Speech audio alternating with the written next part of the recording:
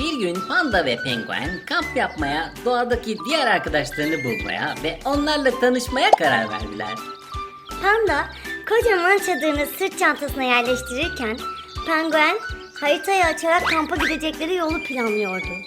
"Bu gece büyük bir macera bizi bekliyor," dedi penguen heyecanla.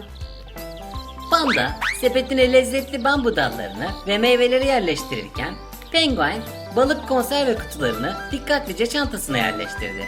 "Bu yiyecekler bize yeter," dedi panda gülümseyerek. İkili sırt çantalarını alıp ormanın derinliklerine doğru yola koyuldular. Güneş batmak üzereydi ama panda ve penguen bu geceyi keşiflerle doldurmak için sabırsızlanıyorlardı. Göl kenarına vardıklarında panda göl manzaralı bir alan buldu. "Burası mükemmel," dedi ve çadırı kurmaya başladı. Penguen ise kamp ateşi için odun toplamaya koyuldu. Kamp ateşi yandığında ormanın derinliklerinden gelen seslerle birlikte karanlık çökmeye başlamıştı.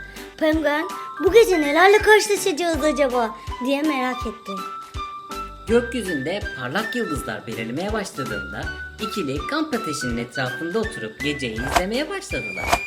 Penguen, "Yıldızlar ne kadar güzel değil mi?" dedi. Bir anda çalılıklardan gelen bir hışırtı duyuldu. Panda ve penguen heyecanla dönüp baktılar. "Ormanda başka kimler var acaba?" diye düşündü penguen.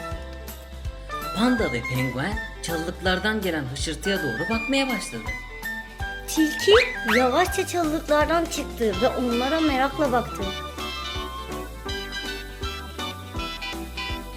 Panda, "Merhaba tilki, geceyi nasıl geçiriyorsun?" diye sordu.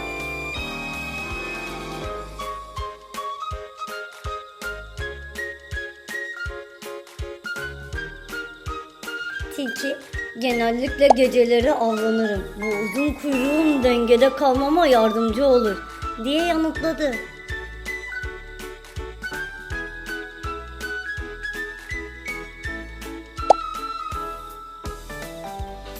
Penguen, "Ne kadar sessiz ve çeviksin," diye hayranlıkla söyledi. Bir ağacın dalında büyük gözlerle onları izleyen bir baykuş gördüler.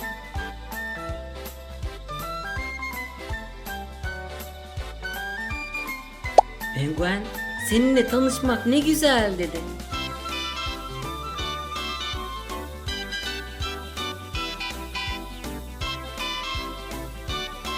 Baykuş, "Gece görüşüm mükemmel. Avımı kolaylıkla yakalayabilirim," dedi.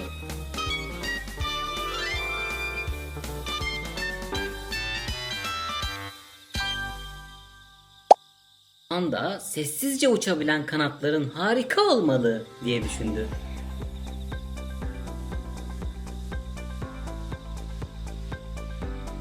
Baykuş sessizce kanatlarını çırparak onlara veda etti.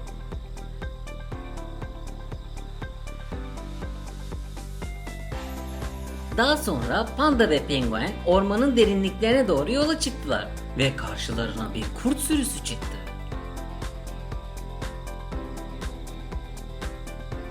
Kurtlar panda ve penguene dikkatle baktı.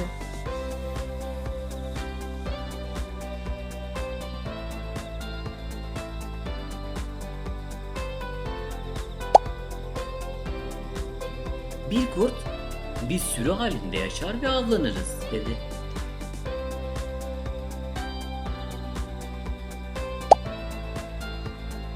Penguen, "Birlikte çalışmak sizi güçlü kılıyor," diye ekledi.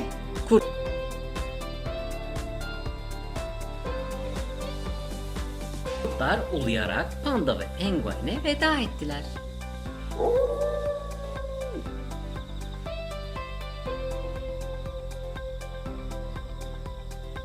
İlerlediklerinde bir çayıra geldiler. Minik tavşanların zıplayarak oyun oynadığını gördüler.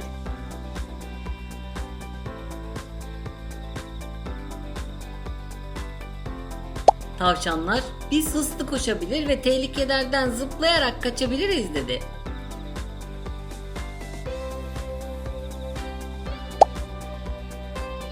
Panda, "Dişleriniz sürekli büyüyor mu?" diye sordu.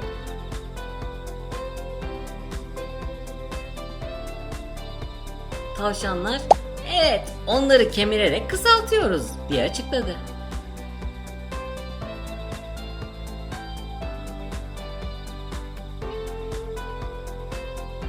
Penguen tavşanların hızlı hareketlerine hayran kaldı ve tavşanlar hızlıca uzaklaşarak evlerine döndüler.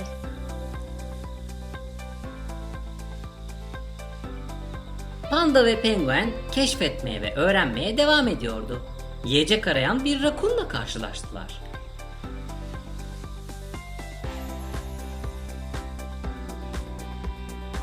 Rakun, geceyi yiyecek aramakla geçiririm dedi.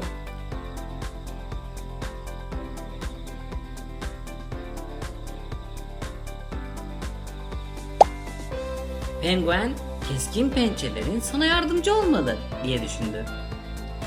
Rakun ise yiyeceklerini saklama yeteneğini gösterdi. Panda, rakunun zekasına hayran kaldı ve ona veda ederek oradan ayrıldılar.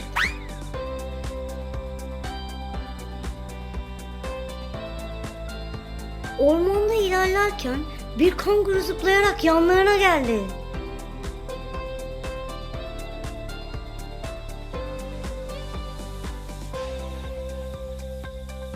Kanguru, güçlü bacaklarım sayesinde büyük mesafeler zıplayabilirim dedi.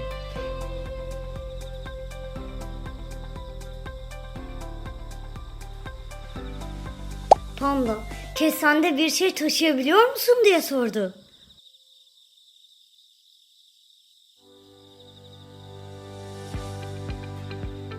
Kanguru yavaşça kesesinden yavrusunu gösterdi.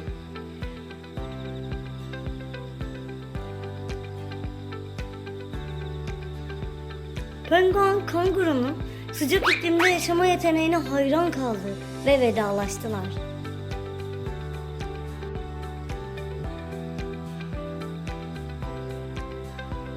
Ağaçların arasında fıstık toplayan bir sincapla karşılaştılar.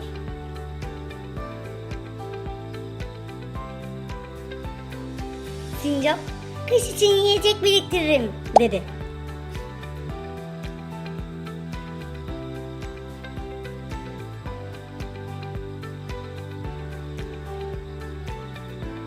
Panda, ağaçlarda hızla hareket edebiliyorsun dedi.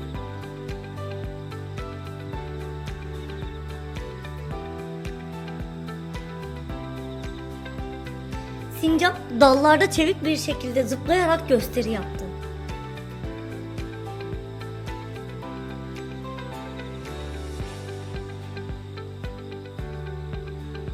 Penguen, gerçekten çok çevik bir hayvansın diyerek keşiflerine devam ettiler.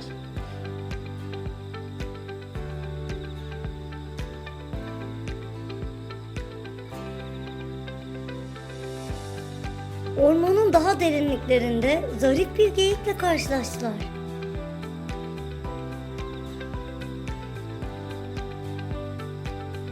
Geyik, büyük boyuzlarım kendimi savunmama yardımcı olur dedi.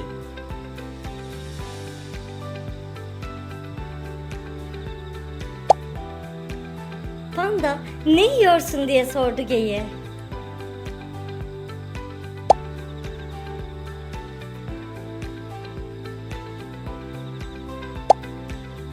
Geyik ise otlarla beslenirim ve genellikle sakin bir hayat yaşarım dedi.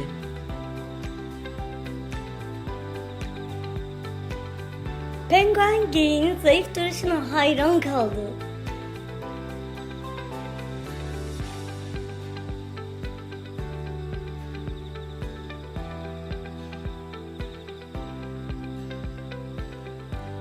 Gece ilerlerken yaramaz bir yavru ayı ile karşılaştılar.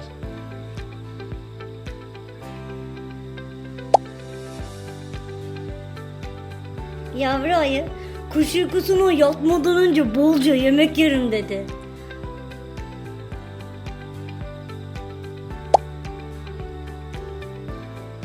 Panda, annen sana avlanmayı mı öğretiyor diye sordu.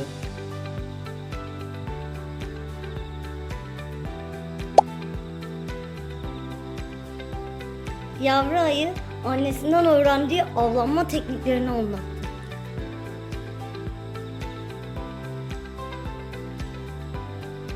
Penguen yavru ayının cesaretine hayran kaldı ve ilerlemeye devam ettiler.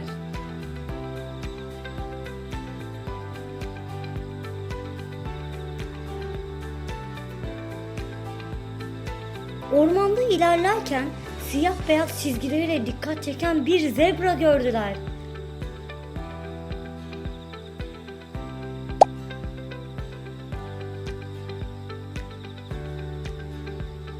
Zebra, çizgilerim sürü içinde karışıklığı engeller, dedi.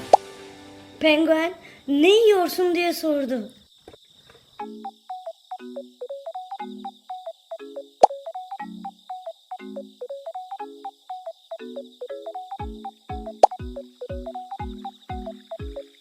Zebra, otçulum ve sosyal hayvanlar olarak sürü halinde yaşarız, dedi.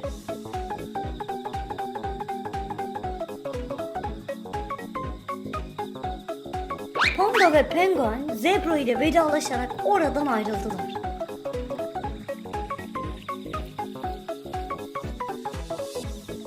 Biraz ileride ormanın kralı olarak bilinen bir aslanla karşılaştılar.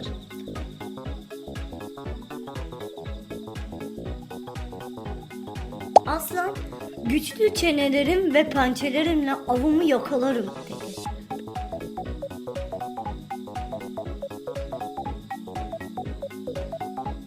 Penguen, sürüyle mi avlanıyorsun diye sordu.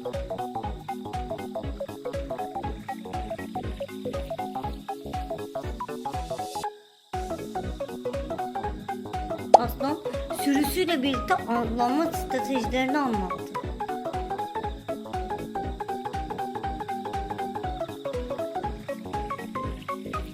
Panda ve penguen aslana veda ederek dönüş yoluna geçmeye karar verdiler.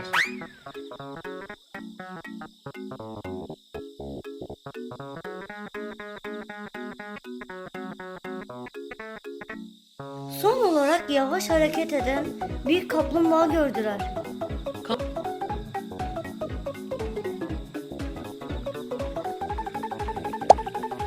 Kaplumbağa, uzun ömürlü ve sert kabuğumla korunurum, dedi.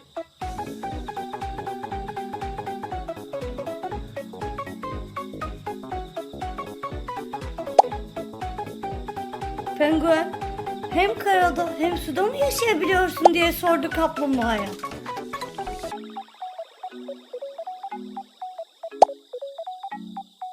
Kaplumbağa hem karada hem de suda yaşama yeteneklerini onlara anlattı.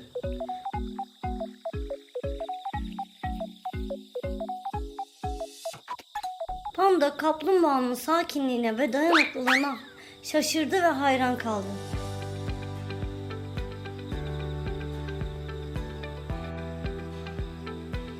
Panda ve penguen gece boyunca pek çok hayvanla tanışmış ve onlardan pek çok şey öğrenmişti. Kamp yerine geri dönmek için yola koyuldular. Göl kenarına vardıklarında yorgun ama mutlu bir şekilde ateşin etrafında oturdular. Penguen, bu gece harikaydı dedi. Yıldızların altında tanıştıkları hayvanlardan ve onlardan öğrendikleri şeylerden bahsettiler. Panda, doğa ne kadar ilginç ve çeşitli değil mi diye düşündü. İkili çadırlarına girip uyku tulumlarına sarıldılar. Gece boyunca öğrendikleri bilgileri tekrar düşündüler. Panda ve penguen yavaş yavaş uykuya dalarken rüyalarında tanıştıkları hayvanlarla dolu maceralar görmeye başladılar.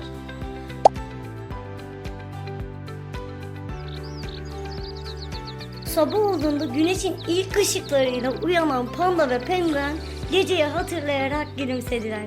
Bu macerayı asla unutmayacağız dedi panda. Çadırlarını ve eşyalarını toplarken bir sonraki maceralarının ne olacağını düşündüler. Belki de başka hayvanlarla tanışabiliriz, dedi penguen.